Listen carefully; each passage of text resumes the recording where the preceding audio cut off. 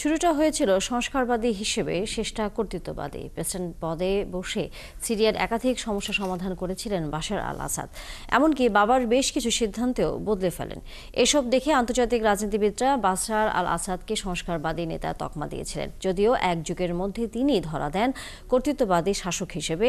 স্বৈরাচারী তকমা অজটে। বিস্তারিত মনিরুজ্জামান বাবুর প্রতিবেদনে। টানা ৫ দশকেরও বেশি সময় ধরে সিরিয়ার ক্ষমতায় ছিলেন বাশার আল আসাদ পরিবার। মাঠের অলরাউন্ডার আমি, আর ঘরের অলরাউন্ডার টাইলক্স।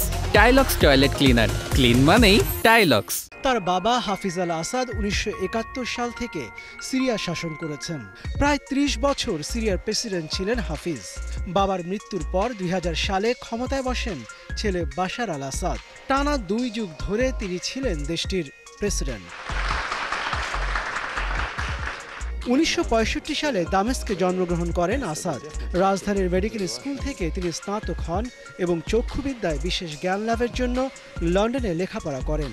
কিন্তু তার ভাইয়ের মৃত্যুর পর অধ্যয়নরত অবস্থায় সিরিয়ায় ফিরে আসেন তিনি।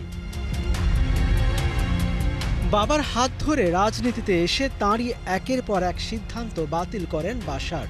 মসনদে বসেই হাঁটেন সংস্কারের পথে। প্রশাসনিক রাজনৈতিক ক্ষেত্রে বেশ কিছু উল্লেখযোগ্য সংস্কার করেন বাশার। দীর্ঘদিনের শাসনকালে বিভিন্ন সরকারি পদ এবং প্রতিষ্ঠানে নিজের পছন্দের লোকদের বসিয়েছিলেন বাবা হাফিজ। ক্ষমতায় এসেই সেই সব পদে পরিবর্তন করেন তার পুত্র বাশার। প্রথম দিকে তার রাজনৈতিক সংস্কার ও গণমাধ্যমের স্বাধীনতা বিষয়ক বক্তব্য অনেককে আশাবাদী করেছিল। পরের দশকে তিনি রং বদলে হয়ে ওঠেন স্বৈরাচারী। দেশের বিরোধী শক্তি দমনে কঠোর থেকে কঠোরতম নীতি নিতে থাকেন বাশার। সরকার বিরোধী আওয়াজ তোলা মানুষদের নির্বিচারে খুন হতে হয় তার শাসনকালে। ২০১১ সাল থেকে সিরিয়ায় চলছে গৃহযুদ্ধ। একসময় বাশার সরকারের বিরোধীরা তার বিরুদ্ধে হাতে অস্ত্র তুলে নেয়। দেশ জুড়ে বেশ কয়েকটি সশস্ত্র গোষ্ঠী তার বিরুদ্ধে লড়াই শুরু করে।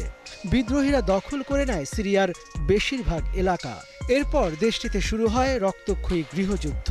টানা ১৩ বছর ধরে চলে ওই যুদ্ধ। এতে মারা যায় দেশটির কয়েক লাখ মানুষ, উদ্বাস্তু হন আরও কয়েক লাখ।